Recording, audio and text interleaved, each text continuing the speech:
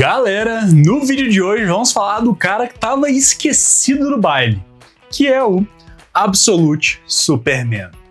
A gente estava aqui acompanhando todo o hype do Absolute Batman. Mulher Maravilha ganhou o prêmio Eisner, né? Então tá tendo muita antecipação em relação ao lançamento da história dela aqui. Mas o Absolute Superman tinha ninguém falando. E eu vim aqui corrigir essa grande injustiça porque esse quadrinho é absolutamente fenomenal e, na minha opinião pessoal, foi um quadrinho até melhor do que o Absolute Batman. Então, fica ligado no vídeo de hoje, porque vou explicar o porquê que você deveria dar uma atenção especial para isso daqui.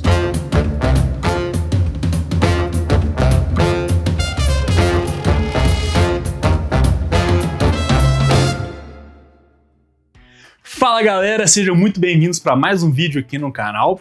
Gente, que felicidade estar tendo a oportunidade de falar com vocês disso daqui. Um dos meus lançamentos mais antecipados do ano de 2025. Desde que foi anunciado isso lá nos Estados Unidos, começou a sair lá nos Estados Unidos, né? Eu tô animadíssimo com o Absolute Superman. E, obviamente, porque o Superman é o meu herói favorito, né? Mas uma das características que me chamavam muita atenção é que, pelo menos esse início de história se passa aqui no Brasil, né? Então, tem vários desses temas que me deixaram bem animado para conhecer mais sobre essa história. Aqui, que nem no Absolute Batman, a gente tem uma versão subvertida do Superman, né?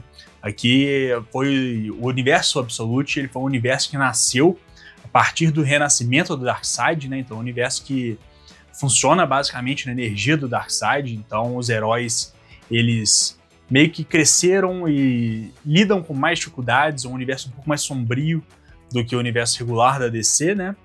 E o que esse Superman tem de diferença para o Superman que a gente está acostumado? Primeiro de tudo, ele ser um Superman que ele chega na Terra já adulto, um jovem adulto, né? Então ele não cresceu com os Kents, ele não tem essa referência paterna e materna aqui na Terra, que vai trazer muitas coisas diferentes já por si só. Primeira coisa diferentíssima que isso já traz pra gente: não existe Clark Kent. O Clark Kent é o alter ego que o Superman criou por ter sido criado aqui na Terra, né? Então, aqui a gente tem um Kal-El que não tem identidade secreta. Isso por si só já é bem interessante. Outra coisa que é interessantíssima a gente olhar é a origem do Superman. Assim como no universo regular, ele também vem de Krypton. Porém, nessa edição aqui principalmente, eu acredito que nas próximas também, a gente acompanha um pouco sobre o fim de Krypton, os últimos dias de Krypton. E a gente consegue entender como é que funcionava aquele planeta e como que essas influências de Krypton vão se refletir aqui no Superman. Porque, diferentemente do regular, né, a criação dele ocorreu em Krypton. Ele não veio pra cá bebezinho, já veio adulto. Então ele já veio educado pra cá, digamos assim. Então a gente acompanha um pouco aqui sobre os pais do Superman. A gente acompanha um pouco sobre a sociedade de Krypton, como é que ela é formada. Existe um sistema de castas dentro de Krypton que é bem interessante, e que eu acredito também que vai ditar muito sobre a visão que o Superman tem do mundo e sobre suas ações aqui na Terra, né? Então é bem maneiro, né? Eu não quero entrar em spoilers aqui, que nem eu não entrei no meu vídeo de Absolute Batman, mas quero pincelar alguns pontos aqui, né? Essa sociedade de Krypton ela é bem interessante porque é quase como se fosse uma ditadura científica, que as pessoas mais inclinadas academicamente têm posições de maior prestígio dentro da sociedade. E esse inclinado academicamente ele é muito subjetivo, porque os pais do Superman eles são já postos como gênios de seus campos. Porém, por eles pensarem diferente, criticarem principalmente o modo de exploração desenfreada de Krypton, propor um pensamento diferente do que era o doutrinado, eles foram jogados nas castas mais baixas da sociedade. Então, o pai do Superman, ele é como se fosse um gerente de segurança dentro das minas de Pedra Vermelha, e a mãe do Superman é uma mecânica.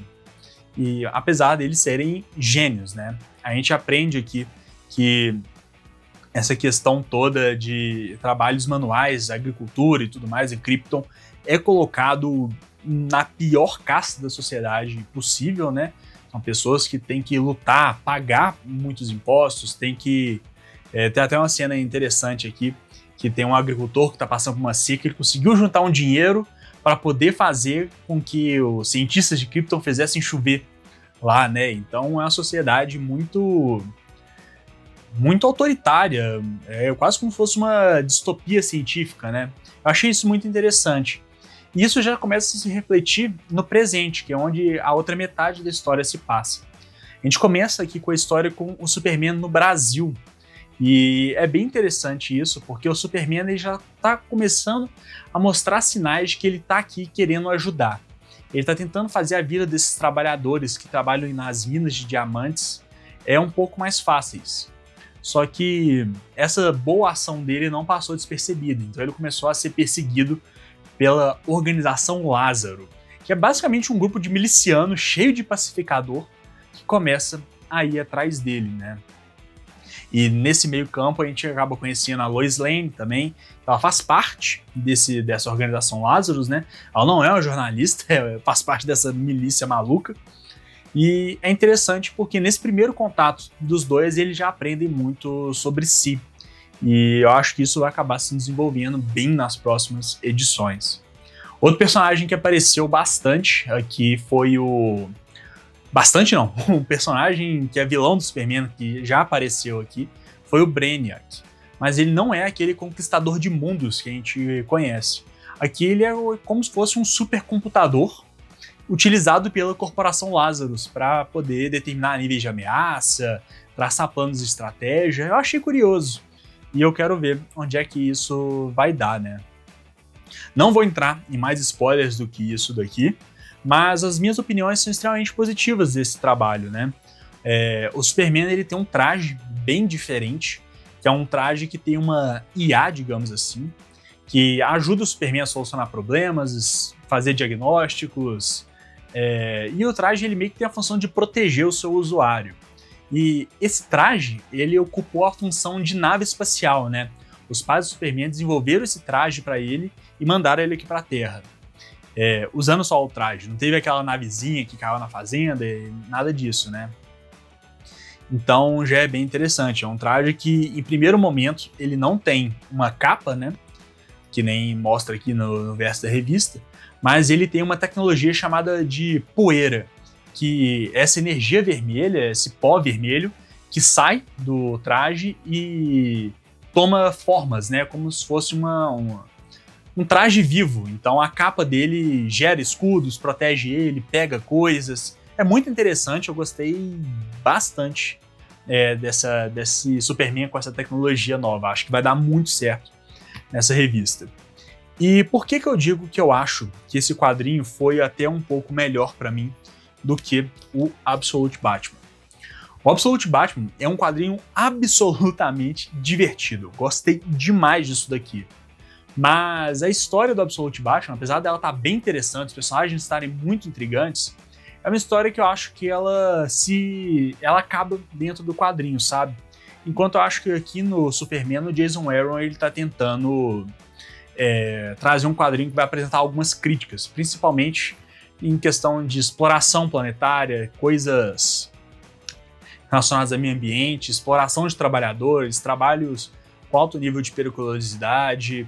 O Superman aqui, eu acredito que ele vai se tornar um símbolo de esperança, mas bem diferente do que ele é na série regular. Na série regular, o Superman é aquele grande ideal, um deus na Terra, que está nos mostrando o que é certo, o que é errado. Ele é um ideal inalcançável.